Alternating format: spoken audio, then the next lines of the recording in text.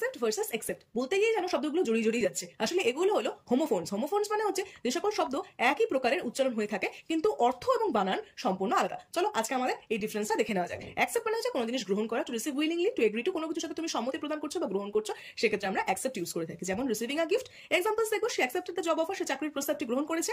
Please accept this small gift, দয়া করে এই ছোট্ট উপহারটি গ্রহণ করুন।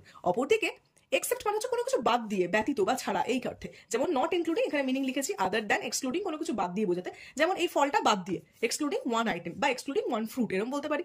এক্সাম্পলস দেখবো, এভরিওয়ান ওয়েন্ট এক্সেপ্ট জন, জন ছাড়া বা জন ব্যতীত সবাই গেছিল বা জন বাদে সবাই গেছিল। I like all fruits except papaya, আমি পেঁপে ছাড়া সব ফলই পছন্দ করি। আশা করি অ্যাকসেপ্ট আর এক্সেপ্টের মধ্যে তোমরা আর কনফিউজ হবে না।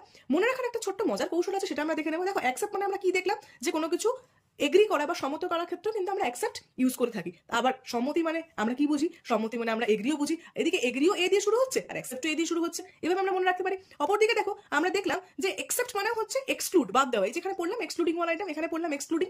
আবার এদিকে এক্সক্লুডও ই দিয়ে শুরু হচ্ছে আর এক্সেপ্টও ই দিয়ে শুরু হচ্ছে। তাহলে এইভাবে আমরা অ্যাকসেপ্ট আর এক্সেপ্ট কোন ক্ষেত্রে কোন মানে হচ্ছে সেটা মনে রাখতে পারি। খুবই মজার একটা জিনিস। এর সাথে আর একটা হোমোফোনসও হয়, এক্সপেক্ট। এক্সপেক্ট মানে কি, এক্সপেক্ট মানে হচ্ছে আশা করা, হোপ, আশা করার ক্ষেত্রে আমরা এক্সপেক্ট বলে থাকি। তাহলে অ্যাকসেপ্ট, এক্সপেক্ট, এক্সেপ্ট, এইভাবে উচ্চারণগুলো একই প্রকার, তাই এদেরকে হোমোফোনস বলা হয়, কিন্তু শব্দের বানান এবং অর্থ সম্পূর্ণ আলাদা। আমি দুতিমালা দত্ত, এসএসসি পরীক্ষার জন্য আমি তোমাদেরকে গাইডেন্স দিয়ে থাকি। এরকম ছোট ছোট ইম্পর্টেন্ট ট্রিভিয়া সম্পর্কে জানতে তোমরা আমাদের ইউটিউব চ্যানেলটি ফলো করতে পারো। Thank you.